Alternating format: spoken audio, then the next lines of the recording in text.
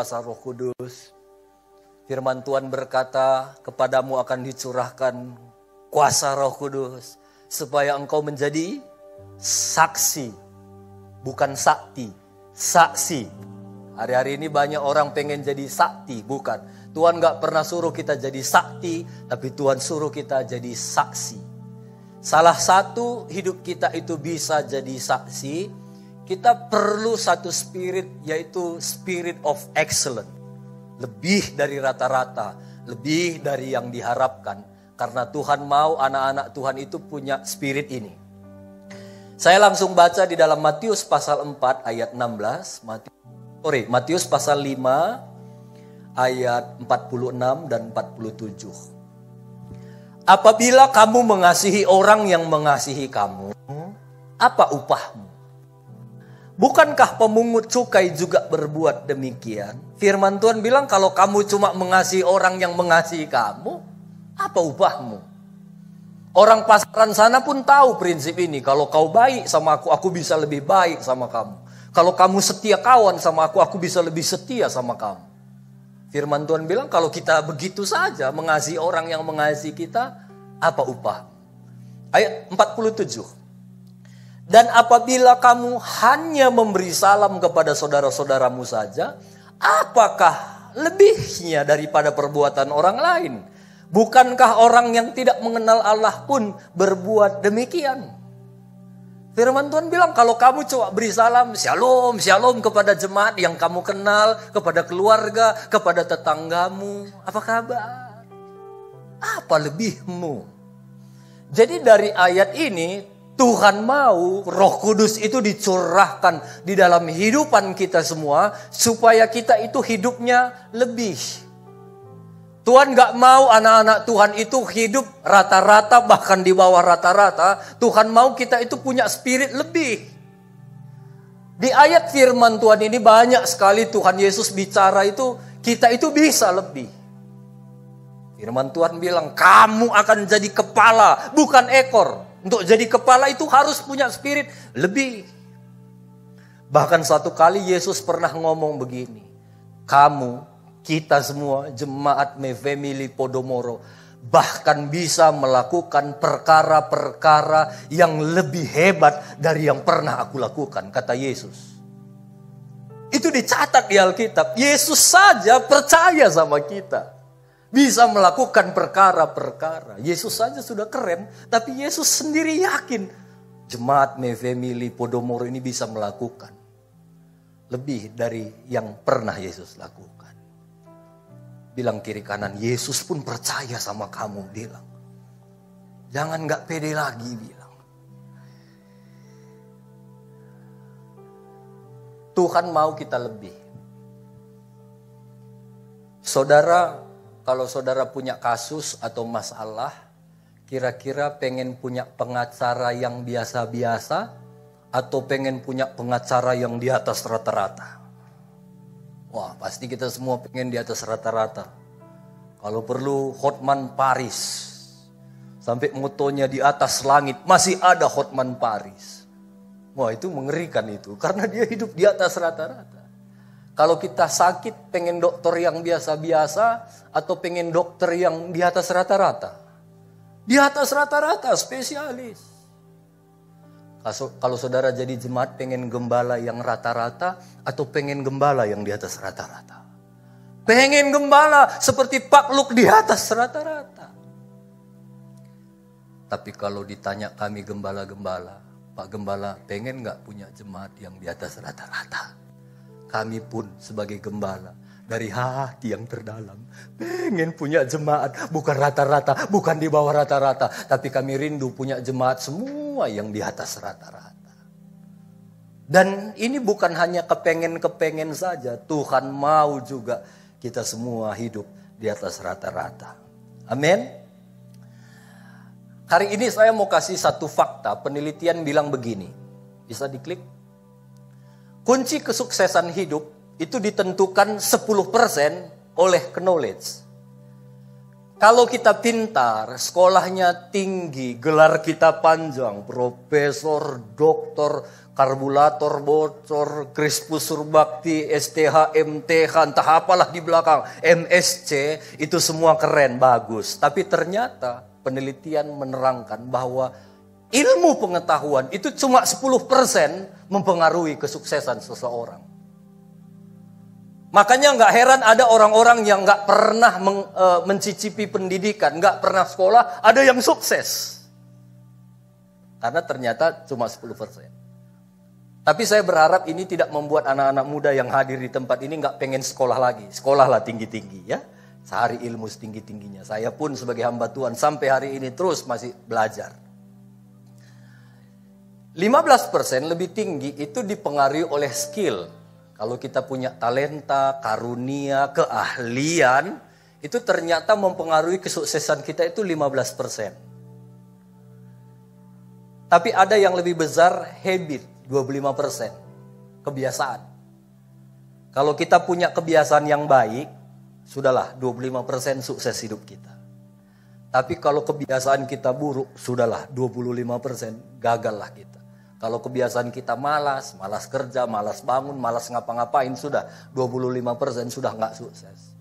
Tapi ada yang lumayan besar, 50% ini sangat mempengaruhi kesuksesan seseorang, yaitu excellent spirit. Roh yang excellent, mental yang di atas rata-rata. Makanya ada orang-orang dibuang kemana pun jadi. Kalau di Alkitab ada contohnya Yusuf. Dia dimasukkan abangnya ke sumur, dijual jadi budak di Mesir pun jadi. Di rumah Potifar dia kerja baik, diangkat jadi kepercayaan atas rumah Potifar. Jadi, difitnah sama istri Potifar, dibuang lagi ke penjara. Masuk penjara, Yusuf pun jadi. Sampai kepala penjara lihat, ini keren nih anak ini. Diangkat lagi jadi kepercayaan atas narapidana. Sampai akhirnya terus diproses. Sampai dia masuk di istana jadi Perdana Menteri pun. Jadi. Karena dia punya mental yang excellent.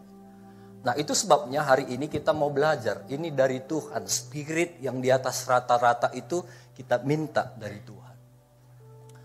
Hari-hari ini ada satu spirit yang mengikat anak-anak Tuhan. Ini bukan roh jahat. Tapi spirit ini begitu mengikat anak-anak Tuhan, namanya spirit of mediocrity. Mediocrity itu artinya, kalau saya pakai istilah pakaian, supaya Bapak Ibu ngerti. Kalau pakaian itu ada ukuran XL besar, S small kecil. Di tengah-tengahnya ada M, medium, middle, tengah. Besar enggak, kecil enggak.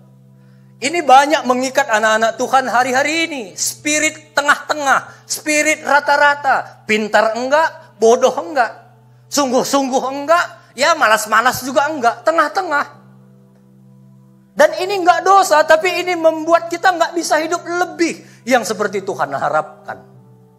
Hari ini coba periksa diri kita. Jangan-jangan masih ada satu atau beberapa di dalam hidup kita. Ciri-ciri orang yang mediocre itu, yang pertama netral. Di dalam hidupnya itu netral. Waktu rapat di kantor atau rapat di gereja ditanya, gimana menurut Bapak Ibu? Siapa setuju? Nggak angkat tangan. Siapa yang nggak setuju? Nggak angkat tangan juga. Ayolah, nggak ngomong. Terakhir dia bilang, udahlah Pak, saya ngikut saja. Itu netral itu. Orang-orang yang gitu nggak usah diundang rapat, ngabis-ngabisi senek aja itu. Kita harus punya pendapat, jangan netral. Kalau mobil persnelingnya itu netral, itu nggak maju, nggak mundur. Tuhan nggak mau kita netral, Tuhan nggak mau kita di situ-situ saja. Tuhan mau kita lebih. Bilang kiri kanan, saya tahu siapa maksud Bapak itu. Suam-suam kuku. Kenapa ada kalimat suam-suam kuku? Ini dicatat di dalam Wahyu 3 ayat 16. Di daerah Laodikia itu ada dua sumber air. Yang pertama sumber air panas itu mengandung belerang bisa jadi obat. Ada satu sumber air dingin itu bisa dipakai jadi air minum, air mandi, air masak. Di satu titik air panas dan air dingin ini akhirnya bertemu. Dan akhirnya nggak panas, nggak dingin, jadi suam-suam kuku. Waktu air itu ketemu di daerah yang namanya Laodikia, itu udah nggak bisa lagi dipakai air itu karena udah suam-suam kuku. Jadi air minum nggak bisa, jadi air mandi nggak bisa, jadi obat pun nggak bisa. Makanya firman Tuhan bilang orang yang suam-suam kuku dimuntahkan karena nggak terpakai. Jadi anak Tuhan kita jangan suam-suam kuku. Kalau panas panaslah, kalau dingin dinginlah. Panas bisa jadi obat, dingin bisa jadi air minum. Jangan. Kalau sungguh-sungguh lah. Ada orang gereja ke gereja, tapi main judi jalan terus. Som-som kuku. Pas ngocok kartunya itu, dalam nama Yesus katanya pula. Orang begitu nggak bisa dipakai Tuhan. Suam-suam kuku. Apalagi ciri-ciri orang mediocre. Itu rata-rata. Di dunia ini sudah terlalu banyak orang rata-rata. Tapi dengar Bapak Ibu, dunia, gereja itu hanya akan diubah oleh orang yang hidup di atas rata-rata. Jangan jadi orang yang rata-rata. Kalau memuji Tuhan harus di atas rata-rata. Jangan WL-nya, saudara. Ini bukan rata-rata, malah di bawah rata-rata ini. Saya nggak sedang menyinggung ini ya. Sedang menabrak ini. Kalau kita memuji Tuhan, pujilah Tuhan Bapak Ibu. Coba, berapa lama lah kita menyembah Tuhan? Paling 30-40 menit. Tuhan itu baik nggak Bapak Ibu? Baik nggak Tuhan itu bagi kita? Kalau Tuhan itu baik, seharusnya kalau kita memuji Tuhan, kita sedang memuji, memberi pujian yang terbaik bagi Tuhan. Ini bukan sedang memberi pujian yang terbaik bagi Tuhan. Kalau memang Tuhan itu baik, katakan Tuhan, Engkau baik. Habiskan tenaga kita untuk Tuhan. Cuma 30-40 menit seminggu. Bilang kiri kanan bertobat kita. Yang saudara sedang sembah, bukan kami pelayan altar. Tapi ada Tuhan yang hari ini sedang memperhatikan pujian penyembahan kita.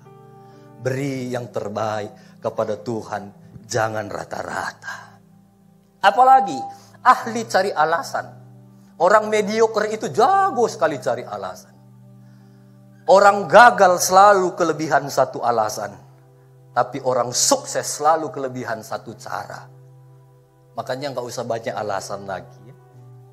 Kalau salah, ya saya salah. Apalagi safety player. Orang cari aman. Udahlah, nanti kalau aku ngomong, dia sakit hati. Padahal kita tahu mungkin teman kita itu udah salah. Jalannya itu sudah menuju maut. Kalau dia selangkah lagi mungkin hidupnya hancur. Tuhan udah ngomong di hati kita. Kasih tahu, dia kan sahabatmu, dia kan temanmu dalam hati kita. Udahlah. Kalau ku kasih tahu sakit hati nanti dia. Kalau ku kasih tahu nggak lagi nanti aku ditemaninya. Itu orang yang cari aman. Hari ini Tuhan taruh di dalam hidup kita ini untuk berani bertindak. Dalam hidup ini semua ada resikonya Bapak Ibu. Semua ada resikonya. Tapi Tuhan kasih kita kuasa supaya kita jangan cari aman. Justru Tuhan mau kita jadi saksi. Apalagi pasif. Kalau nggak disuruh nggak kerja. Diam saja. Padahal dia tahu ada hal-hal yang bagus yang bisa dia kerjakan. Jangan pasif. Kita harus aktif. Kita harus inisiatif. Orang pasif itu kerjanya terus menghayal saja. Andai aku jadi orang kaya. Andai. Nggak kaya-kaya kalau model begitu. Kalau bulan bisa ngomong. Kalau. Saya bersyukurlah kalau bulan itu nggak bisa ngomong. Kalau dia ngomong, bayangkan kita lagi tidur, dia ngomong sama matahari di atas. Lan, apa ri? Oh, ribut itu di atas, gak bisa tidur kita. Dan hari ini Tuhan mau ini semua kita buang dari hidup kita. Tuhan mau gantikan dengan satu spirit yang baru, yaitu spirit excellent. Daniel pasal 6 ayat 4. Daniel itu dia punya spirit excellent. Daniel 6 ayat 4. Maka Daniel ini melebihi, sekali lagi, melebihi para pejabat tinggi dan para wakil raja itu, karena ia mempunyai roh yang luar biasa. Dalam terjemahan Inggrisnya, excellent spirit. Dan raja bermaksud untuk menempatkannya atas seluruh kerajaannya. Kenapa ada raja mau menempatkan Daniel? Karena dia melebihi. Cara kerjanya itu melebihi teman-temannya. Karena dia punya roh yang luar biasa. Ingat Bapak Ibu, di dalam hidup kita ini ada Roh Kudus. Itu roh yang luar biasa. Kalau kita aktifkan, itu seharusnya membuat kinerja kita, cara kerja kita, itu melebihi orang lain. Jadi Roh Kudus itu sudah ada di dalam. Sekarang tinggal on atau tidak.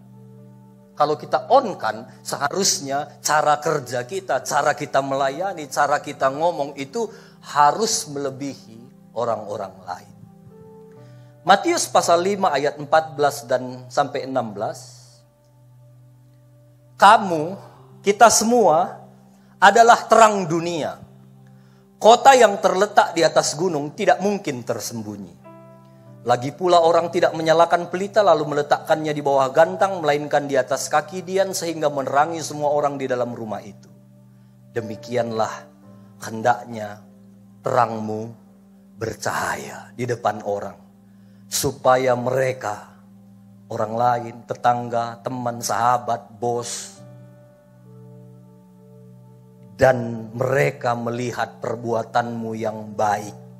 Baik dalam bahasa aslinya itu kalos, artinya excellent, di atas rata-rata, memuliakan Bapakmu yang di sorga. Inilah tujuan hidup kita Bapak Ibu. Tuhan sudah tempatkan kita semua di berbagai bidang pekerjaan. Ada saudara yang bekerja di sekuler, ada bekerja di mana-mana saja. Di mana saudara Tuhan sudah tempatkan, bekerjalah. Ingat tujuan hidup kita itu jadi terang.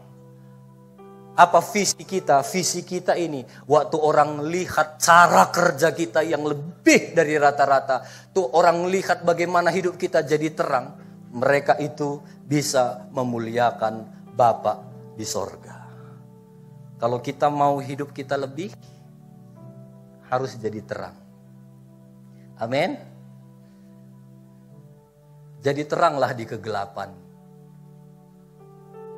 Ini kan kita semua orang-orang terang ini. Kalau orang terang ketemu orang terang justru silau, men. Jadi teranglah bagi tetangga kita yang tidak mengenal Tuhan. Jadi teranglah bagi orang-orang yang sama sekali nggak tahu tentang Yesus. Kita ini semua garam dunia. Kalau kita hanya jadi garam, sesama garam, jadi gudang garam kita. Jadi garam bagi orang di jalanan sana, di mana saja kita bisa jadi berkat, jadi terang. Amsal 22 ayat 29, ini janji Tuhan bagi orang-orang yang punya kinerja di atas rata-rata. Pernahkah engkau melihat orang yang cakap dalam pekerjaannya, di hadapan raja-raja ia akan berdiri, bukan di hadapan orang-orang biasa. Terjemahan Alkitab bahasa Indonesia sehari-hari dia bilang begini, pernahkah engkau melihat orang-orang yang cakap, ini excellent spirit, melakukan pekerjaannya, orang itu akan dipekerjakan di istana-istana raja, bukan di rumah orang-orang biasa. Ini janji Tuhan Bapak Ibu, kalau kita kerja di atas rata-rata, apa saja yang kita lakukan di atas rata-rata, janji Tuhan kita akan di tempat yang tinggi. Sama kayak terang tadi, terang itu di tempat yang tinggi. Enggak ada orang menyalakan pelitanya lalu ditutup, kata firman Tuhan. Terang itu akan jadi terang bagi banyak orang. Jadi kerjalah excellent. Ada satu pebasket Cina namanya Yao Ming. Tingginya 2 meter 30 cm. Itu tinggi tuh. Itu Yao Ming kalau tanding basket, walaupun di stadion itu ada ribuan orang, gampang sekali melihat Yao Ming. Oh, itu si Yao Ming. Tinggi, lebih dari rata-rata.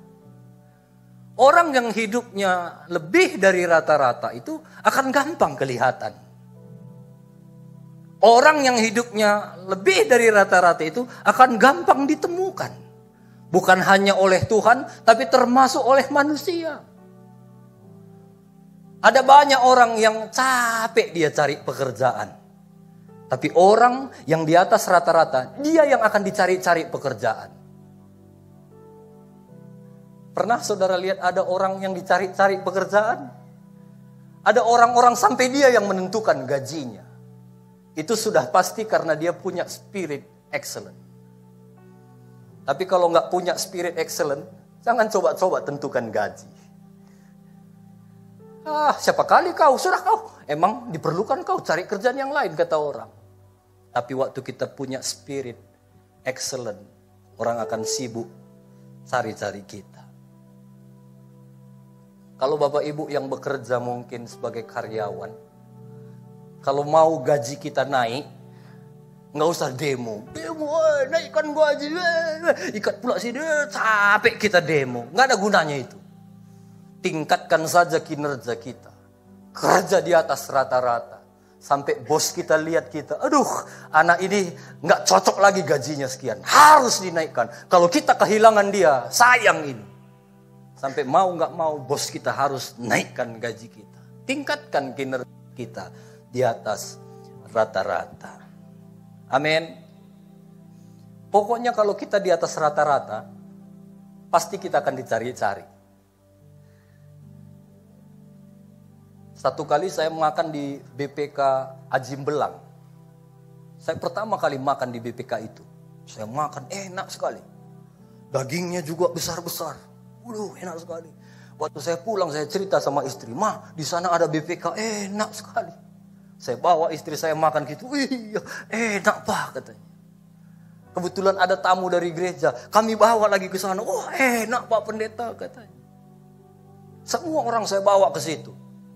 Padahal BPK Ajim Belang itu bukan keluargaku. Sampai saya cerita di sini. Saya nggak ada dibayar ini. Tolong Pak promosikan saya. Katanya nggak ada. Dan saya nggak kenal siapa itu yang punya. Tapi kenapa saya sampai cerita kemana-mana. Saya diundang kemana-mana. Kalau saya bawa topi ini selalu ada Ajim Belang. Karena dia kerja lebih dari BPK-BPK yang lain. Dia nggak bayar saya. Tapi tanpa sepengetahuannya, dia aku cerita kemana-mana. Ini satu saat aku harus minta ini bagianku ini. Saya udah endorse kemana-mana. Dengar Bapak Ibu, kalau cara kerja kita baik, bukan hanya manusia yang akan promosi kita. Tapi ada Tuhan yang akan promosi kita. Ini kayak kaki, kalau saya berjalan kan begini ya. Ini kan orang jalan normal. Kenapa saya jalannya normal? Karena waktu kaki kanan maju, kaki kiri itu melebihi kaki kanan. Lalu kaki kanan melebihi lagi kaki kiri. Makanya saya jalannya begini. Coba bayangkan kalau saya jalannya kaki kanan di luar. Tapi kaki kiri ini nggak mau melebihi kaki kanan. Bahkan di bawah rata-rata. Ya begini saja. Bayangkanlah. Bisa nggak saya jalan gini? Bisa, tapi begini. Bagaimana kalau rata-rata? Kaki kanan maju, kaki kiri rata. Bisa, bisa. Kalau kita bekerja rata-rata bisa. Banyak orang kerja begini. Di bawah rata-rata juga banyak orang kerja begini. Tapi yang Tuhan mau sekali lagi, kalau kamu sama dengan mereka, apa lebihmu? Tuhan mau kita melebihi kaki kanan melebihi kaki kiri, melebihi. Dan akhirnya kita bisa. Prinsip inilah yang dipakai perusahaan apapun. Contohnya perusahaan handphone. Ini selalu perusahaan handphone mereka berlomba-lomba melebihi perusahaan-perusahaan handphone yang lain. Saya ingat pertama kali saya punya handphone 8250 Nokia. Tenet tenet tenet tenet tenet tenet tenet. Nah, kalau pernah dengar ini Bapak Ibu, udah tua kita itu. Anak milenial nggak tahu apa itu nggak tahu. Itu pertama kali saya punya handphone, saya simpan nomor telepon teman saya. Bisa dia bilang memory full. Itu phone book nggak seperti sekarang, bisa berapa aja kita simpan. Itu paling 160 kan waktu itu sudah penuh. Itu Nokia. Waktu itu masuk Sony Ericsson, melebihi Nokia. Semua orang beralih lagi ke Sony Ericsson. Nokia masih poliponik waktu itu, masih monoponik, tit tit tit tit. Masuk Sony Ericsson. Masih ingat ya pertama kali nada dering MP3, itu pun nggak bisa satu lagu full, masih sedikit saja. Apa nada deringnya itu? Ku buka hati, cuma begitulah. Oh, semua orang beralih lagi ke MP3. Semua ini perusahaan lomba. Pertama kamera itu waktu kita foto pun, itu petak-petak hasilnya. Petak-petak. Mereka berlomba naikkan megapiksel 1,3 terus sampai 2 megapiksel. Sekarang malah lebih canggih handphone dari kamera yang EOS itu. Semua tiba-tiba masuk perusahaan BlackBerry. Wah, semua ketinggalan. Semua orang beralih ke BlackBerry karena sesama BlackBerry BBM-nya gratis. Dan waktu itu berlomba sampai hari ini. Vivo, apalagi Oppo, iPhone, wah, semua berlomba, dan siapa yang melebihi yang lain itu tetap di atas. Itu sebabnya hari ini anak-anak Tuhan, jangan hidup biasa-biasa, harus lebih dari yang diharapkan. Lebih. Karena ada kuasa Roh Kudus dalam hidup kita yang membuat kita bisa lebih dari orang lain. Di Alkitab ada seorang tokoh namanya Abraham. Dia sudah tua. Dia lihat anaknya Ishak juga sudah dewasa, dia berpikir anakku ini harus punya calon istri yang bagus lah. Lalu dia bilang sama pembantunya, pergi kau dulu ke kampung, bawa 10 unta, bawa barang-barang, pokoknya bawa banyak oleh-oleh lah. Kau cari perempuan untuk jadi calon istri anakku Ishak. Ini nggak dikasih tahu namanya siapa, nggak dikasih tahu rumahnya di mana, nggak dikasih tahu ciri-ciri perempuan ini bagaimana. Pokoknya kau pergi cari calon istri anakku. Ini kan misi yang nggak masuk akal. Akhirnya pembantu Abraham itu pergi dia ke kampung. Tapi di perjalanan dia berdoa sama Tuhan. Dia bilang, Tuhan, aku ini mau cari calon istri anak bagi anak Tuanku. Aku nggak tahu aku harus pilih siapa. Lalu dia berdoa sama Tuhan. Bisa diklik.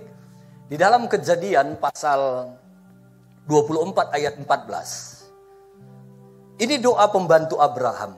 Kiranya terjadilah begini. Anak gadis kepada siapa aku berkata, tolong miringkan buyungmu itu supaya aku minum. Dan yang menjawab, minumlah dan unta-untamu juga akan kuberi minum. Dialah kiranya kau tentukan bagi hambamu Ishak, maka dengan begitu akan kuketahui bahwa engkau telah menunjukkan kasih setiamu kepada Tuanku. Tuhan, aku nggak tahu itu perempuan siapa yang aku harus pilih. Tapi maunya nanti sama siapa aku minta minum, dia kasih aku minum, itulah calon istri Ishak. Lihat dahsyatnya Tuhan kita. Belum selesai berdoa. Sebelum dia selesai berkata, maka datang Ribka yang lahir bagi Betuel, anak laki-laki Milka, istri Nahor, saudara Abraham. Buyungnya dibawanya di atas bahunya. Klik. Ayat 17. Kemudian berlarilah hamba itu mendapatkannya serta berkata, dia temui Ribka. Tolong beri aku minum air, berapa banyak? Sedikit dari buyungmu. Dia cuma minta, Dek, kasihlah aku sedikit minum. Jawab Ribka, minumlah Tuan. Maka diturunkannya buyungnya itu ke tangannya serta diberinya dia minum. Setelah ia selesai memberi hamba itu minum, berkatalah Ribka, Tuan itu cuma minta sedikit minum, dikasih minum. Tapi lihat apa katanya, baiklah untuk unta-untamu juga kutimba air sampai semuanya puas. Ini Ribka, dia punya spirit excellent, dia atas rata-rata. Pembantu Abraham cuma minta sedikit minum. Dia bilang, ini Pak, minum Pak. Lalu dia bilang, bukan Bapak cuma ku kasih minum. Unta-unta Bapak pun ku kasih minum. Sampai puas. Ini udah gak rata-rata lagi nih. Ini udah kayak gini nih. Nanti Google lah. Unta itu makhluk yang jarang minum. Tapi sekali minum, wah itu bisa habis 1 tong. Saya cek paling sedikit unta itu kalau sekali minum 120 liter. Paling sedikit. Bayangkanlah pembantu Abraham bawa 10 unta. Ini Ribka ngomong, Pak, unta Bapak akan kukasih minum. Bukan ala kadarnya. Sampai puas. Kalau sampai puas minimal 120 liter 1 unta. Kali 10. Ini luar biasa ini spirit.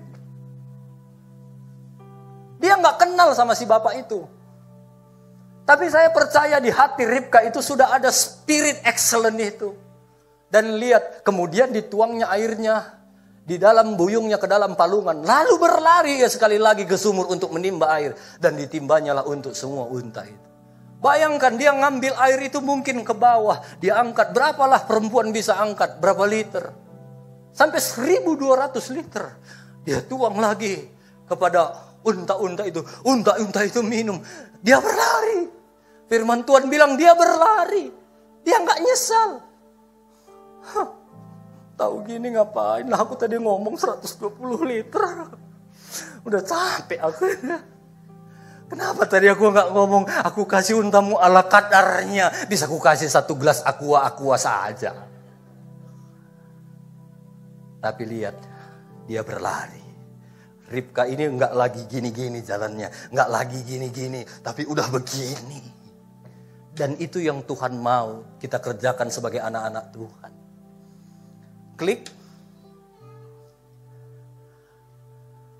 Setelah unta-unta itu puas minum, artinya untanya itu puas minum. Kemungkinan 1.200 liter diangkat Ribka paling sedikit. Atau mungkin lebih. Mungkin ada untanya ini porsi jumbo ya, minumnya lebih banyak. Dan belum lagi dia harus ambil air untuk kebutuhan keluarganya yang disuruh bapaknya. Puas minum. Itu spirit yang dilakukan Ribka. Maka orang itu mengambil anting-anting emas yang 1/2 sikal beratnya dan sepasang gelang tangan yang 10 sikal emas beratnya. Pembantu Abraham lihat Ribka, wah luar biasa. Lalu dikasih hadiah. Ada berkat bagi orang-orang yang hidup di atas spirit excellent. Ada berkat jasmani yang Tuhan sediakan buat kita. Lalu pembantu Abraham itu tanya lagi ayat 23. Anak siapa engkau? Katakan kepadaku. Lalu dia minta lagi. Adakah di rumah ayahmu tempat bermalam bagi kami? Dia tanyanya, adakah tempat bermalam? Lalu jawabnya, ayahku Betuel anak Milka yang melahirkan bagi Nahor. Lagi kata gadis itu. Yang ditanya cuma tempat bermalam. Dijawabnya lebih dari rata-rata. Baik jerami, baik makanan unta. Banyak pada kami. Tempat bermalam pun ada. Ini kan jawaban yang luar biasa. Ditanya, ada nggak tempat nginap, Dek? Dia bilang, bukan cuma tempat nginap, Pak. Ada makanan unta. Banyak pada kami. Dia nggak bilang, ada sih. Tapi makanan ala kadarnya sih ada. Nggak begitu.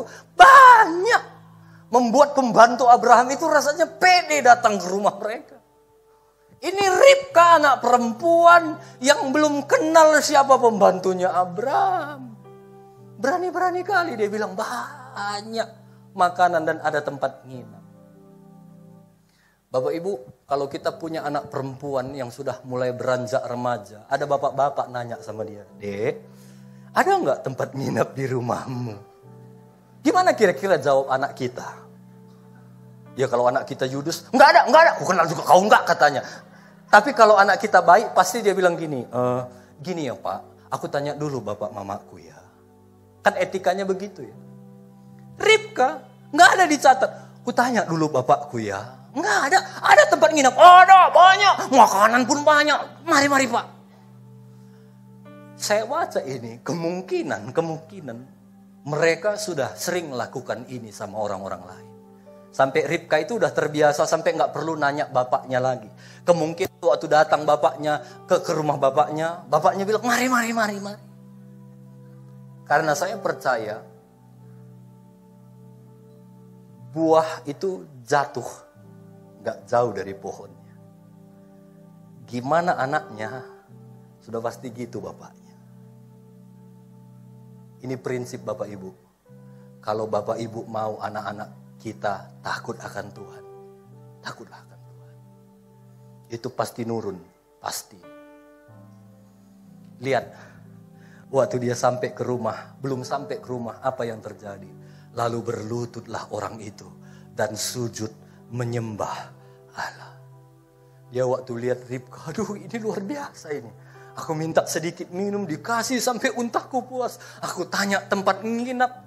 Dia bilang tempat nginap ada, bukan hanya tempat nginap, makanan unta. Aduh ini luar biasa ini. Akhirnya orang itu berlutut dan sujud menyembah Tuhan. Bapak Ibu, marilah hari ini firman Tuhan ini kuat di dalam hidup kita. Biar kita jadi anak-anak Tuhan di mana saja. Bekerjalah lebih dari yang diharapkan.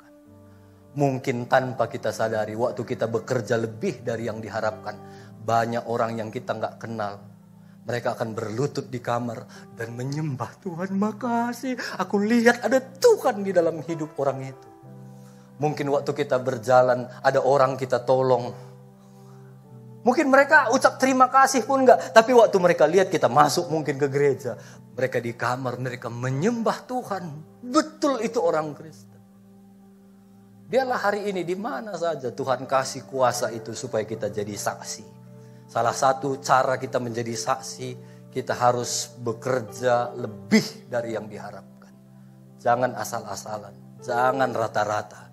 Tuhan mau kita harus di atas rata-rata. Amin. Bilang kiri kanan di atas rata-rata. Bilang kiri kanan di atas rata-rata. Percaya ada kuasa Roh Kudus yang akan terus menyertai kita semua. Terus memberkati hidup kita. Jadi karyawan di atas rata-rata. Jadi bos di atas rata-rata. Jadi apa saja. Jadi pelayan Tuhan di atas rata-rata. Ada kuasa Roh Kudus yang akan terus menyertai kita. Mari kita tundukkan kepala kita. Ku beri yang terbaik bagimu, ku relakan segalanya. Yang terbaik bagimu, senap hatiku dan segenap jiwaku. Mari kita katakan, ini janji kita bagi Tuhan. Kami mau beri yang terbaik Tuhan. Tenaga kami dalam setiap apa yang kami kerjakan yang terbaik. Karena Tuhan sudah memberi yang terbaik buat kami. Bagimu senap hatiku. Tuhan, inilah komitmen kita Bapak Ibu. Dan hari ini kita bersyukur. Berketepatan hari ini adalah hari Ibu. Kami rindu berdoa buat semua ibu-ibu yang hadir di sini. Biar Tuhan terus menolong, memberkati, menjagai, memberikan hikmat kepada ibu-ibu kami.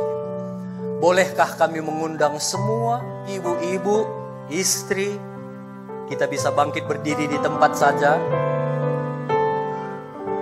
Semua ibu-ibu, istri, mari bangkit berdiri. Ibu-ibu semua buka matanya. Lihat kepada saya. Saya berdiri di sini mewakili semua suami-suami ibu. Saya juga berdiri di sini mewakili semua anak-anak ibu. Saya sebagai mewakili suami, mewakili anak, saya mengucapkan terima kasih buat kita semua. Kami bangga punya istri, kami bangga punya ibu seperti kalian. Banyak pengorbanan yang sudah kalian kerjakan, yang mungkin kami sebagai anak gak pernah ngerti, sebagai suami gak pernah ngerti, tapi Tuhan mengerti.